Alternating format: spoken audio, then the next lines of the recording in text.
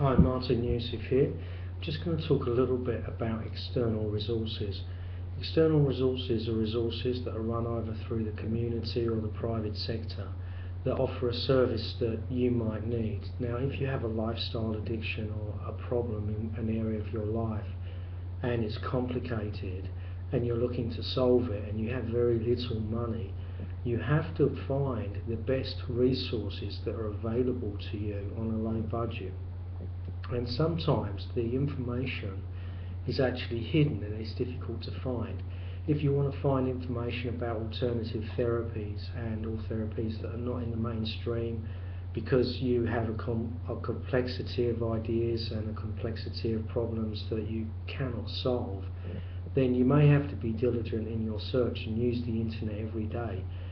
I find particularly people with illnesses and illnesses that are not so common. Some people may search for weeks and weeks and months to find solutions, and they'll do internet searches very diligently every single day, and I would include myself in this. I've actually been involved in this process, and a lot of the times doors close on you when you're looking for an external resource, mainly because they're run by groups or organisations that are poorly funded and they have a resource and then they withdraw it, and that's the case over and over and over. And a lot of the time it just depends on individuals making a difference and putting in an effort and offering a service. Some services that are very valuable are just purely run by one or two people. Sometimes it's just an individual person that gives their experience and knowledge because they want to help. And you think that in the world, with all these different services available, that the external resourcing would be much, much better, but really it isn't. So if you live in a remote town or you have a problem that with a lifestyle addiction or a health problem, you've got to move to a place, you've got to move to a city where there are more resources available to you. And sometimes it involves giving up everything that you know and are familiar with and going to a different place to find the resources that you need.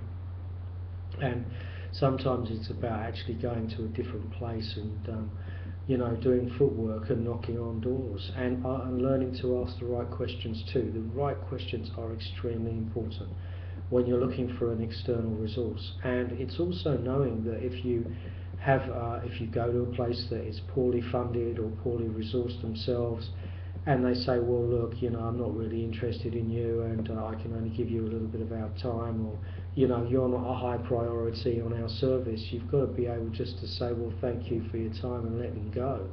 Because there's plenty of that attitude that when you're looking for a resource and you don't have much money, and you're breaking into new ground, there are people that get paid by the government to have you attending into their course, and it may not meet your needs. So you have to be very specific and ask very specific questions. If you want a specific answer, you have to ask a specific question, and it's knowing the right question to ask a lot of the time.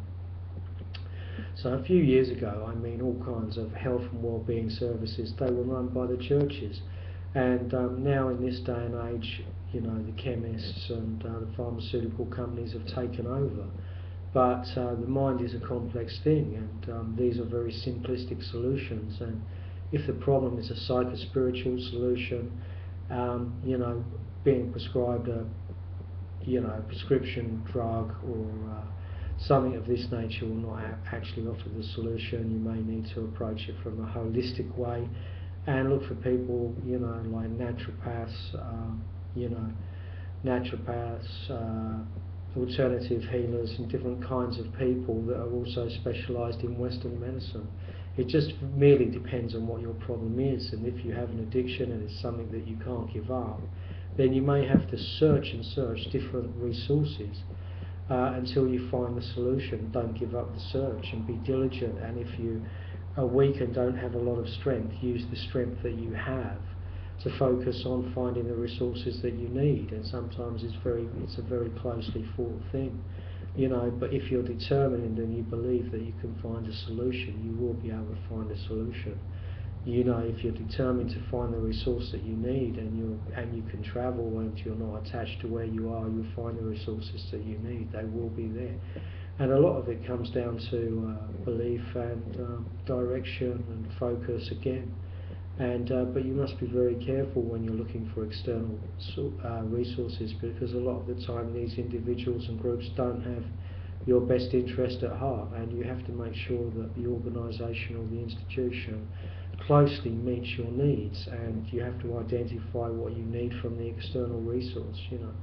So that's a very important aspect of it. But resources are available, and it doesn't matter where you live, you'll always find certain resources if you're on a spiritual path also to help and assist you in your development. So it's asking the right questions and knowing that if something is not right for you, being able to move on. And the other thing, don't contract your time and your energy to use that resource. It's the resource will either deliver you what you need or it won't. And a lot of the times these resources get government funding, and they want to bargain with you and experiment with you, and you know, only as a last resource enter down that path, you know. Sometimes like resources are in the experimental stages, but one thing I know for sure, when governments run experimental research programs and offer them as a resource to individuals, those resources, you'll be able to find exactly those same resources freely available, but you just have to look and search for them. So I'm Martin Youssef. If you care to join me in the conversation, I would be delighted to hear from you. www.martinyoussef.com. Thank you.